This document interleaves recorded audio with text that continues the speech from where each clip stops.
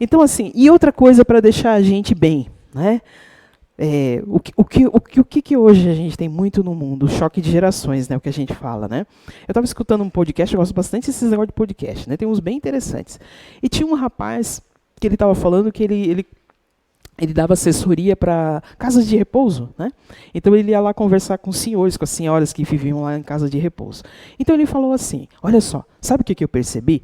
Que as pessoas, para se manterem ativas, fisicamente, mentalmente, são aquelas que têm grupos variados de amizade.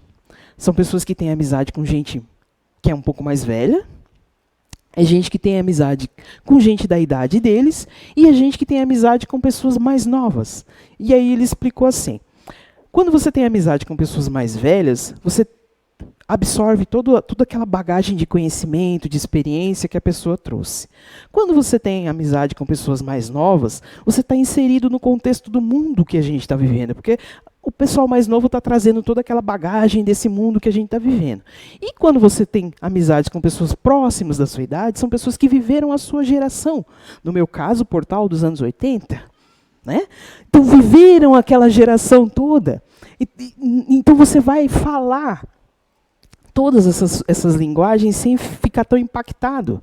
Então você vai entender a visão da pessoa mais nova, você vai entender a visão da pessoa que já está mais antiga, e você vai entender a visão do mundo da pessoa que está vivendo. E não faz muito sentido. E aí eu fui olhar, poxa, então eu vou estar assim, porque eu tenho amizade com gente bem mais novinha, tenho amizade com gente mais velha, e gosto do pessoal da minha idade. Então é uma dica para vocês. Também tem variações de amizades, porque a gente vai encontrar isso no trabalho, né? Aí vem o tal do choque das gerações. E não tem aquela coisa que tem aquelas pessoas que tem sempre alguma coisa para falar em cima do que você falou. Você fala A, a pessoa fala B.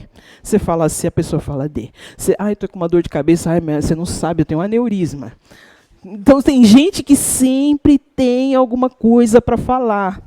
Na verdade é um chato. Vamos falar bem baixinho, mas é chato. É gente chata, né? Ou então é aquela que faz assim. Você está conversando e a pessoa está com aquela cara de intelectual. Eu não vou falar porque o que eu falar vocês não vão compreender. É outro chato. Porque assim, gente, a gente tem que falar a mesma linguagem das pessoas. Nem todo mundo é obrigado a entender o que você está falando e nem todo mundo é obrigado a perceber o mundo do jeito que você vive. Né? Às vezes a gente sabe assim, a gente está aqui falando, olha, será que isso acontece aqui? Você está aqui falando e a pessoa está sentada, mas eu não falaria assim.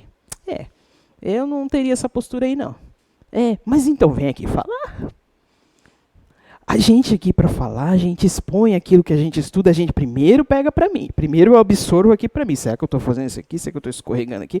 Né? Todo mundo que vem aqui, a gente ganha o temazinho ali da presidente, a gente primeiro usa para nós. Será que, né? O que ela está querendo dizer para me dar esse tema? Então, assim, primeiro a gente absorve para a gente e depois a gente passa esse entendimento para vocês, não de forma doutrinária, categórica, falando difícil, não, de uma maneira, cada um vai ter uma maneira, né? Porque nós aqui somos em vários, exatamente para ter uma linguagem diferente, para que todo mundo compreenda. Mas a ideia é passar um conceito de que a gente tem que se respeitar. A gente vai ser sempre diferente. A minha maneira de pensar vai ser sempre diferente, de repente, da maneira da pessoa que vive comigo. Vai ser diferente, a minha visão de mundo vai ser diferente, mas a gente pode sim viver bem em harmonia. Se eu cedo um pouquinho e a pessoa cede um pouquinho. Né? Então, assim, se a gente hoje fosse convidado, a gente está lá no mundo de prova e expiação, se a gente hoje fosse convidado, assim, a viver num mundo primitivo, a gente ia ter eu penso assim, pensa nesse calor aqui, sem um arzinho condicionado. A gente ia viver num mundo primitivo. A gente ia ter as nossas dificuldades. Mas, ao mesmo tempo, a gente ia ajudar a evoluir as pessoas daquele lugar. Porque, lembra lá? A gente ainda reencarna e às vezes tem o véu do esquecimento, mas as suas habilidades, as suas aptidões vão com você. Então, aquelas aptidões que a gente já conquistou, que a gente já adquiriu, aquelas facilidades, que é o que a gente chama, né, vão com você. Então, de repente, se você vai viver num mundo primitivo lá, e as pessoas estão lá batendo fogo, você já fala assim, risco fósforo. Você vai evoluir aquele lugar. Mas as questões morais que te levaram a viver naquele lugar vão junto com você.